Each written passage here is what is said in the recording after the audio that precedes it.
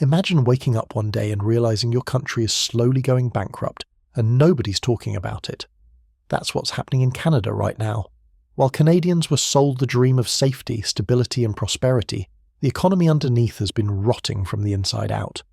Housing prices have exploded to the point where a median income family would need to earn triple what they make just to afford an average home. Young professionals are fleeing to the United States by the hundreds of thousands, and the government, they're running deficits so massive that economists are quietly whispering the name of one country nobody wants to be compared to, Argentina. But here's the thing, this isn't just an economic story, it's a national security crisis. Because when your economy collapses, your sovereignty goes with it. So stick around until the end of this video, because we're going to walk through exactly how Canada went from being the envy of the world to a failing state that might not survive the next decade. Let's get into it. Part 1. The 5-star lie. Canada has always sold itself as the European cousin of the United States, a place that's just as rich but somehow safer, fairer and more stable. For decades that story worked. People believed it, investors believed it, immigrants believed it. Canada was the country where you could raise a family without fear, where healthcare was free, where the middle class could actually afford a home and build wealth across generations. That was the brand. That was the promise. But here's the truth. Canada isn't a country anymore. It's a business. And right now, it's a failing business. Think of it like this. Imagine booking a 5-star hotel because you've heard great things about it for years. The reviews are solid, the photos look amazing, but when you actually show up and check in, the pool is closed, the room service is overpriced and takes 2 hours. The staff are overwhelmed and exhausted, the lobby smells like mold, and when you complain, they just smile and say, "Well, we used to be great." That's Canada in 2026. It's a legacy brand living off a reputation it built 30 years ago, but the service quality has completely collapsed. The numbers tell the story. Canadians today are being taxed more than ever, but getting less in return. Healthcare wait times have ballooned. Infrastructure is crumbling. Housing has become so expensive that it's literally impossible for the average person to buy a home without help from their parents or winning the lottery. And wages, they've been stagnant for over a decade while the cost of everything, food, rent, gas, phone bills, has gone through the roof. You're paying 5-star prices for a 2-star experience, and people are starting to notice. But this isn't bad luck. This isn't a temporary recession that'll fix itself in a year or two. This is structural decline. And the root cause is something most people don't even think about: productivity. Now, productivity sounds boring, I know, but it's actually the most important number in any economy. Productivity is what determines how wealthy a country can be. It's the measure of how much value each worker can produce in an hour of work. And in Canada, productivity has been collapsing for decades. Here's the comparison that should terrify you. Over the past 10 years, the United States has been investing heavily in technology, artificial intelligence, advanced machinery, industrial capacity. American companies poured money into tools that make their workers more efficient, more valuable, more productive. Canada poured its money into housing, drywall, land speculation, real estate flipping, and the result is that American workers are now nearly 30% more productive than Canadian workers. 30%. That's not a small gap. That's the difference between a thriving economy and a dying one. And before anyone says, "Well, Canadians just aren't working hard enough," let me stop you right there. This has nothing to do with effort. Canadian workers aren't lazy. They're just not being given the tools. You can't build a modern economy when all your capital is tied up in real estate instead of research, software, robotics, and infrastructure. Imagine trying to run a construction company, but instead of buying power tools and machinery, you just kept buying empty lots and holding on to them hoping they go up in value. That's what Canada has been doing for 15 years, and now the bill is coming due, but it gets worse. Because even if Canada wanted to fix this, even if the government woke up tomorrow and said, "Okay, let's start investing in productivity again," they'd run into another massive problem. The economy is designed to prevent competition. Canada's entire economic structure is built around what can only be described as state-protected cartels. In a normal, healthy market, competition drives innovation. It forces companies to lower prices, improve quality, and fight for customers. But in Canada, the biggest industries, banking, telecommunications, groceries, are controlled by a handful of massive corporations that the government actively protects from competition. Let me give you an example. Canadians pay some of the highest mobile phone bills in the entire developed world. We're talking 7 times more than people in Australia, 10 times more than people in Finland. Why? Because there are only 3 major telecom companies in Canada: Rogers, Bell, and TELUS. And the government has made it nearly impossible for foreign competitors to enter the market. So these companies can charge whatever they want and you have no choice but to pay. It's not a free market, it's a cartel with government protection. Or look at groceries. In Canada, just 3 companies control close to 80% of the grocery market: Loblaws, Sobeys, and Metro. And surprise, surprise, food prices in Canada are skyrocketing faster than almost anywhere else in the developed world. Families are being gouged on basic necessities like bread, milk, and eggs, not because of supply chain issues, but because there's no real competition. When a handful of firms control the entire market, they don't compete on price. They compete on how much they can extract from you without you noticing. This lack of competition acts like a hidden tax on the entire population. You earn less because productivity is low, and you pay more because competition is illegal. It's a double squeeze. You're getting crushed from both sides. And the middle class? They're suffocating. This is why, over the past decade, the standard of living in Canada has been falling in real terms. People are working just as hard, if not harder, but they're falling further and further behind. And when you combine low wages with high costs, the result is inevitable. People leave. The brain drain from Canada to the United States has exploded. We're talking about a 70% increase in the number of Canadians moving south over the past 10 years. And it's not just anybody leaving. It's the best and brightest. Engineers, doctors, software developers, entrepreneurs, the people who create jobs, pay the most taxes, and drive innovation. They're looking at the math and realizing it doesn't add up. Why would you stay in Canada, earn $60,000 a year, pay 40% in taxes, and spend half your income on rent, when you could move to Texas, earn $120,000, pay 20% in taxes, and buy a house for half the price? So they leave. And when they leave, the tax base shrinks. And when the tax base shrinks, the government has to squeeze the people, who are left even harder to pay for all the programs and services they've promised. Which pushes more people out the door. It's a vicious cycle, a feedback loop of decline. Canada is a country that punishes success to subsidize stagnation, and the people who can escape are doing exactly that. For the last 15 years, Canada hasn't been building its future. It's been lighting its capital on fire and calling it economic growth. And now, the whole thing is starting to collapse. Part 2, the engine that stalled. Let's talk about what happens when a country stops investing in its future and starts gambling on a Ponzi scheme instead. Because that's exactly what Canada did. While the United States was pouring money into artificial intelligence, robotics, clean energy, and advanced manufacturing, Canada went all in on one thing: real estate. And I'm not exaggerating. In the United States, real estate accounts for about 20% of total capital investment. In Canada, that number is closer to 40%. 40% of all the money being invested in the economy is going into housing, not into factories, not into technology, not into infrastructure, into drywall and land speculation. Now, for a while, this looked like genius. Housing prices kept going up. Homeowners felt richer because their net worth on paper was exploding. Politicians took credit for the booming economy. But all of that was fake. It was wealth on paper, not wealth in production. And now the bill has come due, and the math is absolutely terrifying. Let's break down the numbers. To buy an average home in Canada today, a household needs an annual income of about $170,000. Not in Toronto, not in Vancouver. That's the national average. In Vancouver specifically, you need to be making $360,000 a year just to afford a median-priced home. The problem? The median household income in Canada is $70,000. So the average Canadian family would need to more than double their income, maybe even triple it, just to afford a normal house. The Canadian dream of home ownership hasn't drifted out of reach. It's been launched into space. And here's the kicker. What do you actually get for that money? In Austin, Texas, $2 million buys you a massive house with a backyard, a pool, and modern finishes. In Vancouver, $2 million gets you a tear-down shack that looks like it should have been condemned in the 1990s. You're paying Manhattan prices for Detroit-quality housing. It's insane. But it gets even worse when you look at how Canadian mortgages work. In the United States, if you buy a house, You can lock in a 30-year fixed-rate mortgage. Your payment stays the same for 3 decades. You can sleep at night knowing exactly what you owe.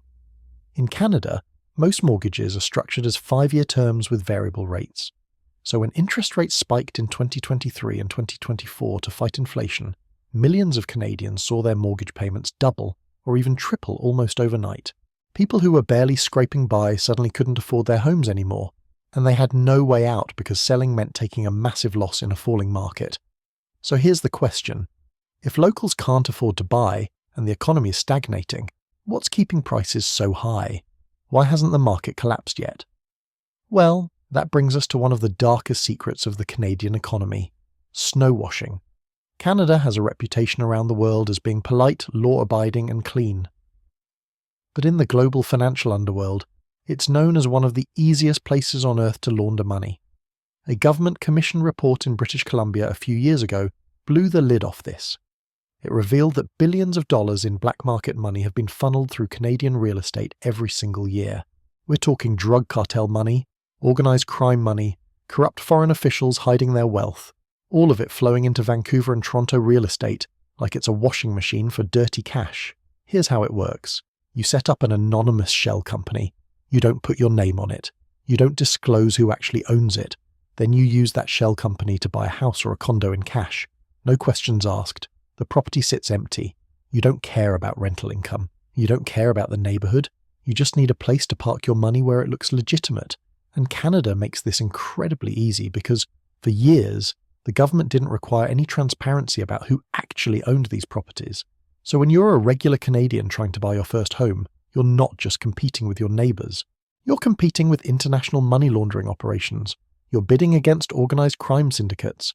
You're up against corrupt billionaires hiding their wealth. And you're losing. Every single time. But dirty money is only half the story. The other half is just basic economics, supply and demand. While the government made it harder and harder to build new homes through endless red tape, environmental reviews and zoning restrictions, they simultaneously blasted demand into the stratosphere by opening the immigration floodgates. Since 2016, Canada has admitted close to 3 million new permanent residents. That's a population increase roughly the size of the entire city of Chicago, all funneled into the same 3 or 4 cities: Toronto, Vancouver, Montreal and Calgary. Now, immigration can be a good thing. When done right, it brings in talent, capital, young workers to support an aging population. But when you add 3 million people to a housing market that was already broken, and you don't build anywhere close to enough new homes to accommodate them, you don't get economic growth, you get a crisis. You get people sleeping in their cars, you get families of 4 living in 1-bedroom apartments, you get international students crammed into basements with 10 other people, because they can't afford anything else. And before anyone gets mad, let me be clear. This is not the fault of immigrants. This is the fault of a government that engineered a policy disaster. They created a system where housing demand would explode while housing supply stayed frozen. And now Canadians, both native-born and newcomers, are paying the price. But here's where it gets really dangerous. Housing isn't just a social issue anymore, it's a national security threat. When your entire economy is built on a real estate bubble, and that bubble is being inflated by foreign money laundering and speculative mania, you're not running a country. You're running a casino. And when the house of cards falls, it doesn't just hurt homeowners, it destabilizes the entire financial system. Banks that are over-leveraged to real estate go under, pension funds that invested in mortgage-backed securities collapse, and the government, which relies on property taxes and land transfer fees to fund services, suddenly has no money. Canada's housing market isn't just unaffordable, it's a ticking time bomb, and when it goes off, the whole country is going to feel it. Part 3. The population trap. Now let's talk about the other side of this disaster, the people. Because while the government was busy pumping up GDP numbers by importing as many people as possible, they forgot one tiny detail. You actually have to build the infrastructure to support them.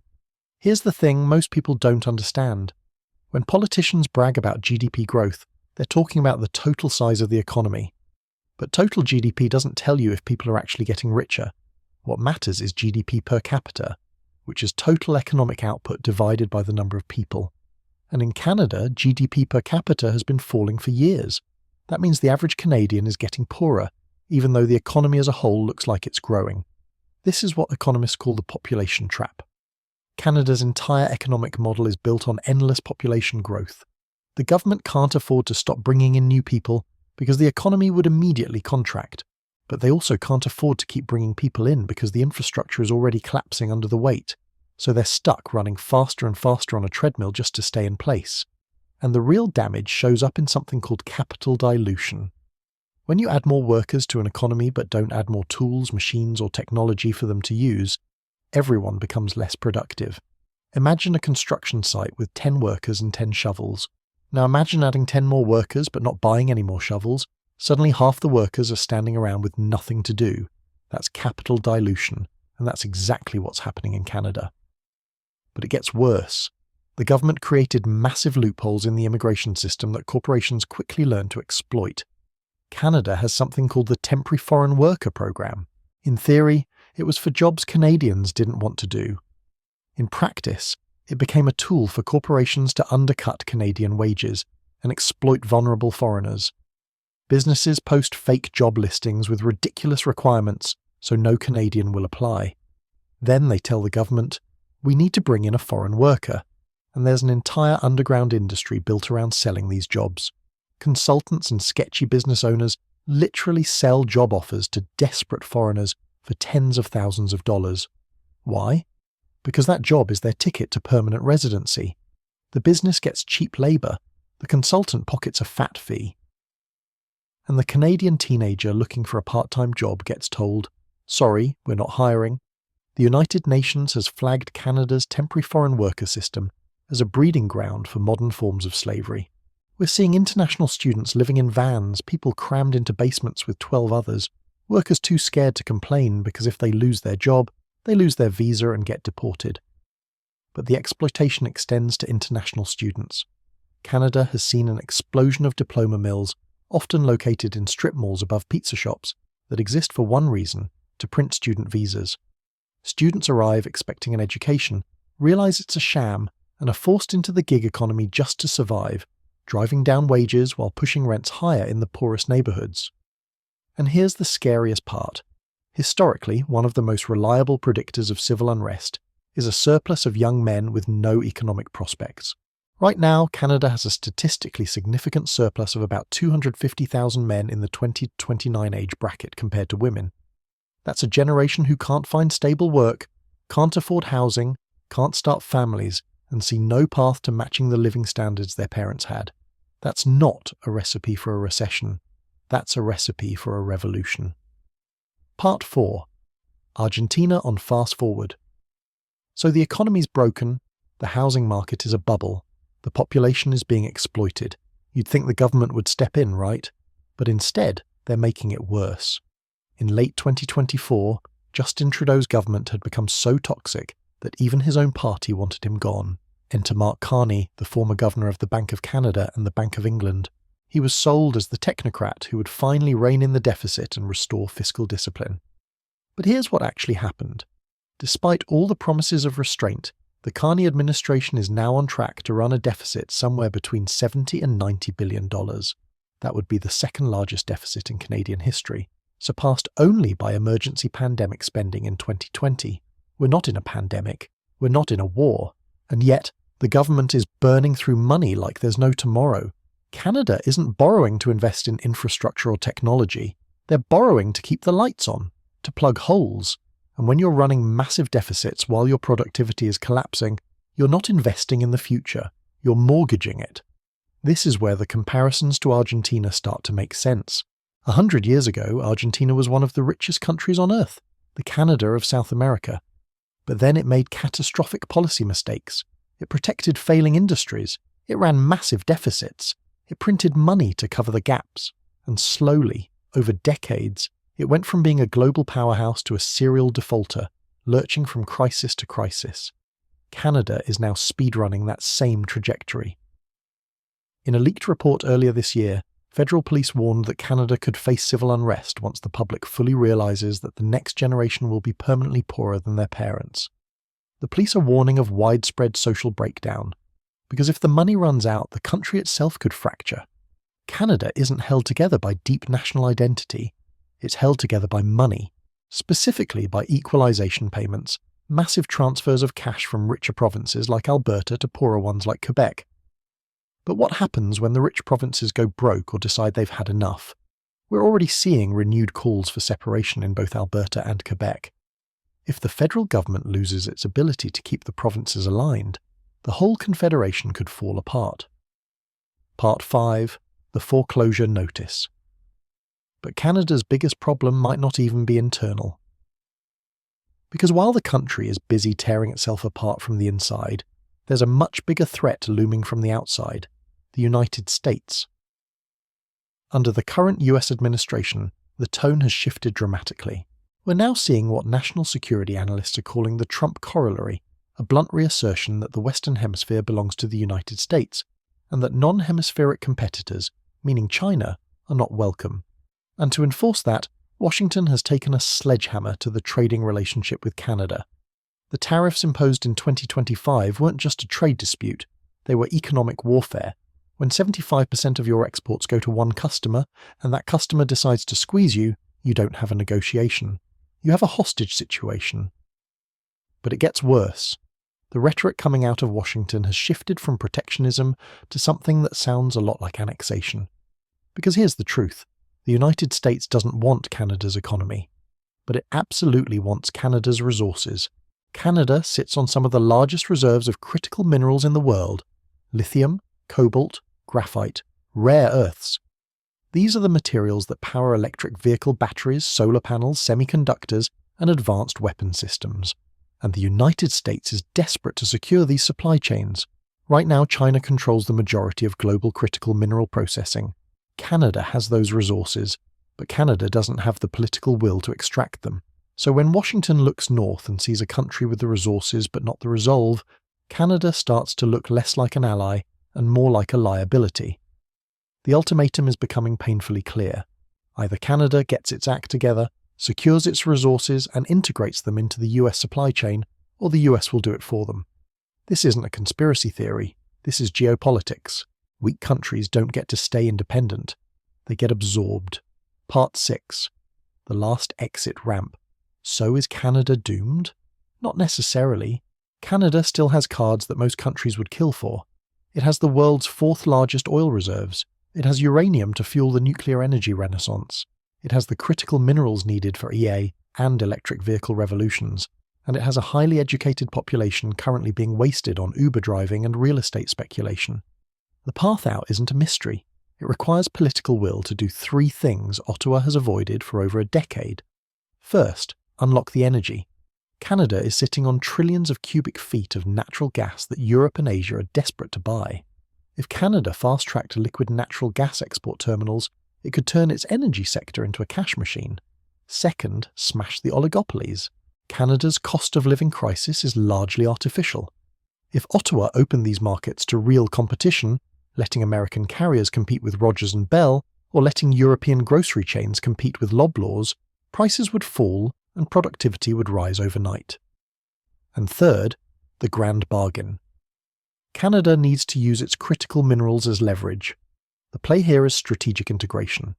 Canada guarantees the US secure, preferential access to these minerals and kicks out Chinese state-owned mining companies. In return, Washington lifts tariffs and commits capital to build processing facilities in Canada, not Texas. It's a trade-off of sovereignty for survival.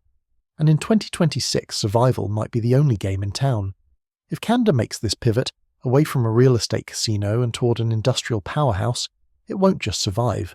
It could thrive as the energy and technology arsenal of the Western Hemisphere. But if it refuses, if it keeps doubling down on housing bubbles, deficit spending and managed decline, then the 51st state joke won't be a joke anymore. It'll be a foreclosure.